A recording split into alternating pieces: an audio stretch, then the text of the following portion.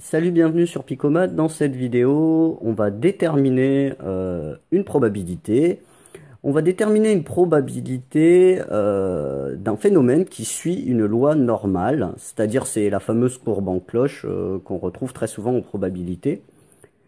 Et nous, on va le faire dans le cas de fabrication de baguettes. C'est un exercice qui a déjà été donné au bac. C'est des questions, c'est une question très fréquente au bac et c'est pas une question difficile, donc c'est bien de savoir le faire.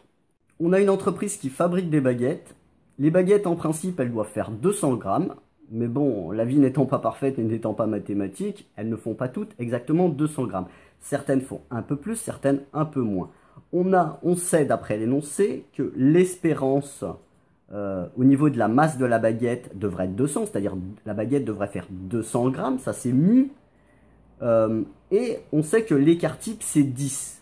10, ça correspond à 10 grammes. Donc en fait, on a une certaine quantité qui a plus ou moins 10 grammes de l'espérance.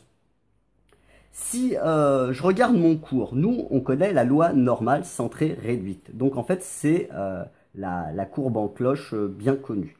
Dans le cas qui nous intéresse, on va avoir quelque chose qui va être une courbe en cloche, mais elle ne va pas être pareille. Donc déjà, dans un premier temps, on va regarder à quoi elle ressemble.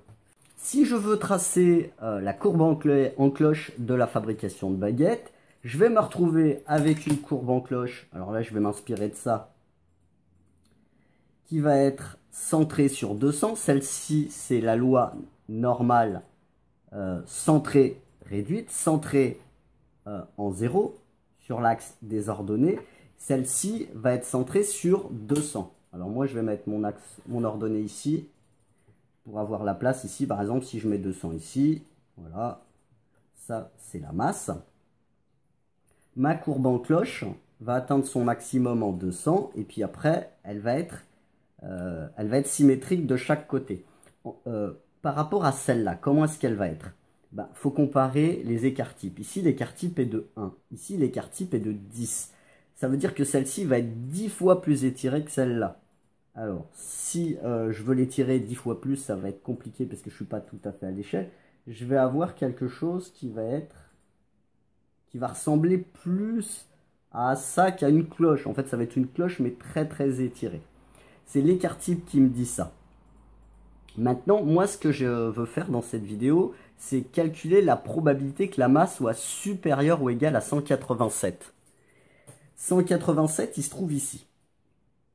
Voilà, je triche un peu, mais voilà, c'est pour te donner une idée. Voilà. La probabilité que la masse soit supérieure ou égale à 187, en fait, c'est tout ça. Il faut que je détermine l'air qui est là. Comment est-ce que je vais déterminer l'air qui est là? Alors par là, ça continue, ça descend vers 0. Alors il faut savoir une chose, ou même deux. Si je m'intéresse à une courbe en cloche, quelle qu'elle soit, n'importe quelle courbe en cloche, je sais que l'air qui se trouve ici sous la cloche, il est égal à 1. Ce qui est dessous, c'est égal à 1. Comme la courbe est symétrique, ça veut dire que sur la première moitié ici, j'ai 0,5 et sur l'autre moitié, j'ai 0,5. Et bien là, déjà, si je m'intéresse à l'air qui est là, en rouge, que je suis en train de mettre en rouge, hop, ça c'est égal, ici, c'est égal à 0,5. J'ai déjà répondu à une partie de ma question. Tout ça, ça vaut 0,5. Mais de 187 à 200, comment est-ce que je vais faire? Là, il va falloir utiliser sa machine. Alors, on fait ça à la calculatrice. Alors, moi, j'ai pas de calculatrice qui le fait. C'est pour ça que j'ai pris un exercice que j'avais trouvé sur Internet. Alors, il donne pour les Casio, il donne cette instruction-là. Donc, j'imagine que c'est dans un menu probabilité. Il faut taper, faut aller dans le menu et puis choisir norme CD. 187 à 200, c'est les deux bornes qui m'intéressent. 10 ici, ça va être mon écart type. Et mu, ça va être mon espérance. Donc là, l'espérance, elle est de 200 dans l'exercice. Et là, ça va m'afficher un résultat qui va être l'air qui se situe ici. L'air ici en bleu. Pour ceux qui n'ont pas des Casio mais des Texas Instruments, alors j'ai trouvé ça. Alors si toi dans les commentaires tu as une Texas Instruments ou une Casio, n'hésite pas à indiquer comment trouver norme FR et EP, je sais pas, et puis norme CD, ça dépend des calculatrices. Donc là pour les Texas Instruments c'est pareil, on met les deux bornes, 187 à 200. Mais par contre, entre l'espérance et l'écart type, c'est inversé. Hein. Ici, on a écart type d'abord, espérance après. Puis les Texas Instruments, on a d'abord espérance et écart type après. Donc là, la calculatrice va t'afficher un résultat qui va donner l'air qui est compris là. L'air quadrillé comme ça. Là. Donc d'après ce que j'ai pu lire, ici, on a 0,403. Ici, on a 0,5, ça on le sait d'après le cours.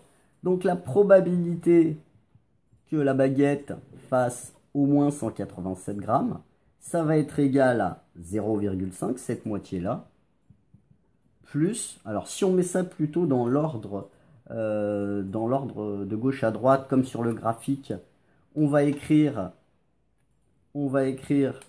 la probabilité que la masse soit supérieure ou égale à 187 est égale à la probabilité que la masse soit comprise entre 187 et 200. C'est ce qui est quadrillé ici en bleu. Plus la probabilité que la masse soit supérieure ou égale à 200. Donc voilà. La première, celle-ci, on l'obtient avec la calculatrice. La deuxième, on l'obtient à partir de son cours.